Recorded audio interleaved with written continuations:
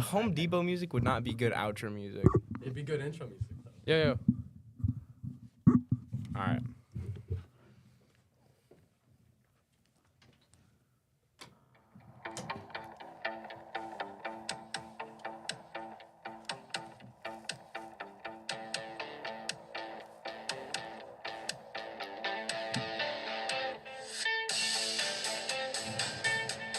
Welcome back to another Boys of Christ podcast. Hope y'all had a wonderful Easter. We gotta get it started off here. We're gonna introduce the members. We got Alex Ozopfel, Lucas Calabrese, Patrick Stanley, and myself, Ivan Sukram. All right, Took a few tries. an overview of what's going to happen in this episode. We're going to go over Jesus' burdens in relationship with the Father. Who do you say that I am? Demons in the mustard seed, and we have a special part for you guys at the end. Okay, so what happened in the last episode? Let's see, what did happen? Oh yeah, I'm just kidding. We talked about Jesus' teachings, especially with relationships with God's relationships with Jesus and the disciples was our main point of view that we talked about. Sorry, I'm losing my mind today. It's Wednesday. All right, so the first thing we're starting with is Jesus' burdens in relationship with the Father. There's two main verses that we picked for this. The first one's Matthew 11, verse 25 to 27, and this says, Jesus explains, no one knows the Son without the Father, and no one knows the Father without the Son. And this basically means they're all one, they're all together. And it's like the Holy Trinity, basically. Where That's a good way to put it, yeah. Yeah. And then the second one was Matthew 11, verse 28 to 30. And Jesus says, all who know burdens, he will give them strength, and God will pick their burdens in light. And basically, God knows what you can handle. He'll give you the burden that you can do. God will never give you too much. He'll never put too much on your plate. All right, and how we should praise to God. There are a couple different ways.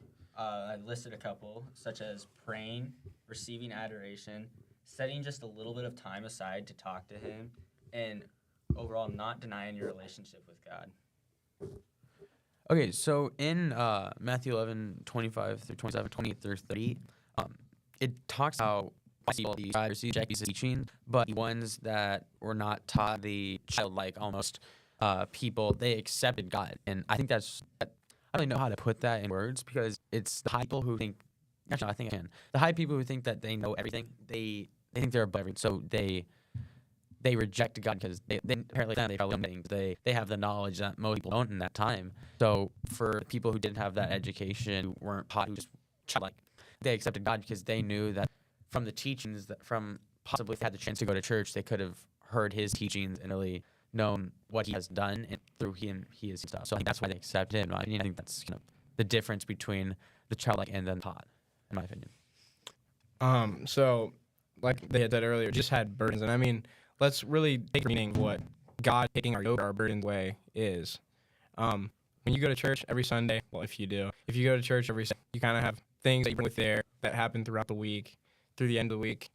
You kind of just go to church and just leave it there. I mean, wash it. You gotta have a new week. God take look at what's been going wrong with you or whatever has been bothering you, troubling you. God will that from you. Yeah, and like God took up for us that was a burden, and that really is the main symbol when it comes to Jesus taking our burdens was Him taking up the cross and being crucified. Was the burden He's taking all burdens. He sacrificed His life for us, which I mean that's amazing. He saved us all from our sins, and like what I've said, Mass, our burdens are always taken away because God always forgives us.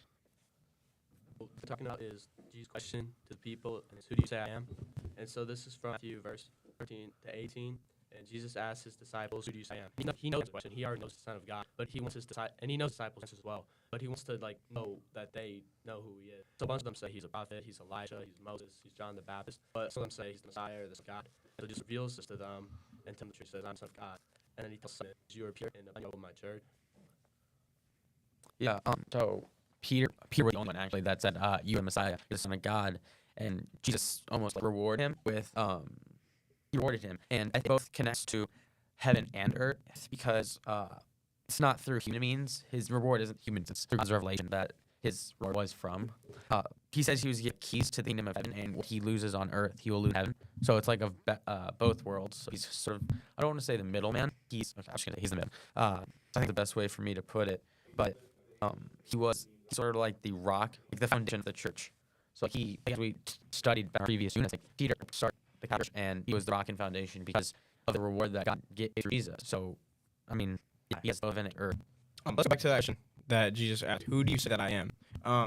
We're gonna ask, why do you think Jesus wanted souls not telling that he's the son of God? Why do you guys think? 'Cause, I mean, you don't want to.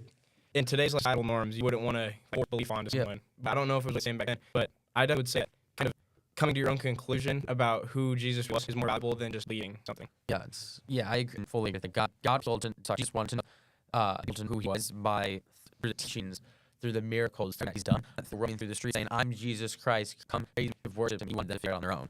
I agree with you. I think it's the same thing. Where when he would do a goal, he would tell the people where he's personally tell them who he is, and he's not just gonna like what you said, go through the I'm the son of God. Yeah, I agree as well. I feel like if you go around telling people just God, have more of a photo of them like believing through his miracles that it's their own free will that he is the son of God.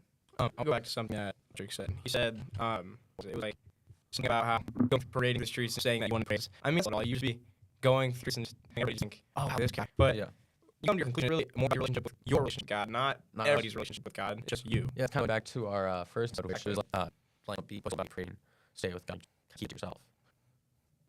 Alright, so we're going to go to the mustard seed. I'm going to read the seed so you comprehend to hear it. So he posed another pair of them. Think of a mustard seed that a person took and sowed in a field. It's small seeds, yet when full is large as the plants. If you kill large fish and the birds of the sky come and dwell in its riches. I like that's with that correlates to kingdom because you work. It may not seem as big when you're on earth. It may seem like it can be small, but when you go to heaven, it's going to be immeasurable. It's going to be massive. Yeah, I really like that. All right, and then how this has to drive out demons? I think they come out by probably blessing them, and then